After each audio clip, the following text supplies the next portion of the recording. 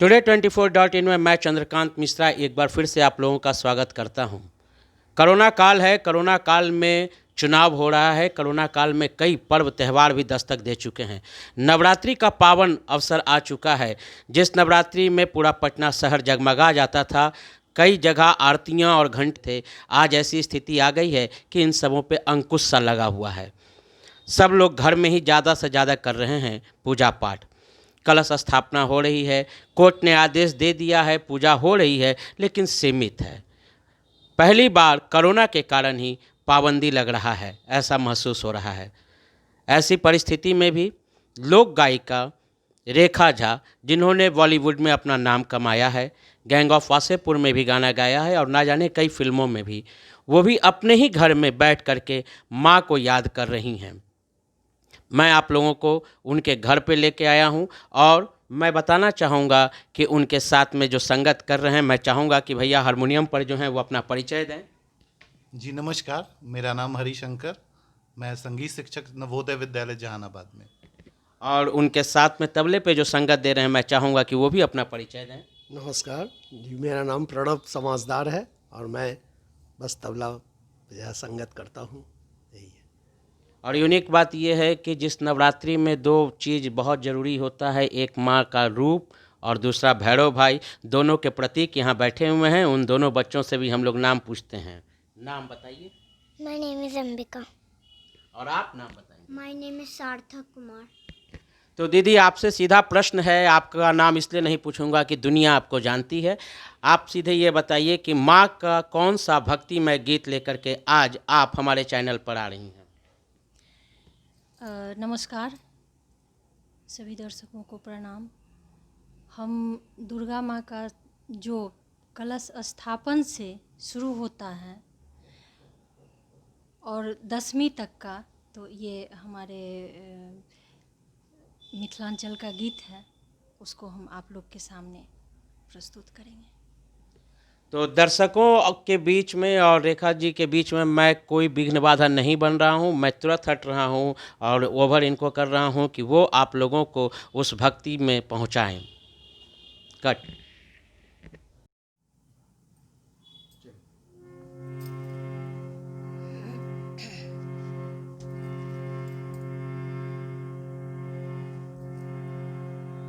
नैहरे अब हमें जाएब शिव हो, नैहरे अब हम जाएब, नैहरे अब हमें जाएब शिव हो, नैहरे अब हम जाएब।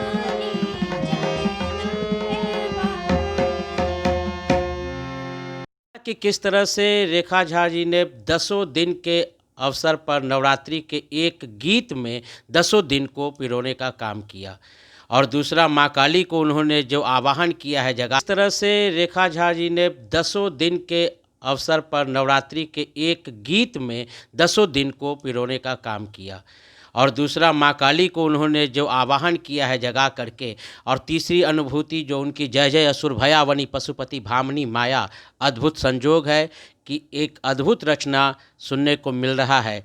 और ये सभी गीत को गा करके माँ नवरात्रि दिवस में माता को जो एक फूल होता है कलाकारों के तरफ से श्रोताओं को सुख पहुंचाने का काम दीदी ने किया है। मैं रेखा दीदी का और अपने दोनों सरों का मैं बहुत बहुत शुक्रगुजार हूं कि इन लोगों ने इतना समय दिया हमारे चैनल को, और हम और आपको सुखद अनुभूति पहुंचा।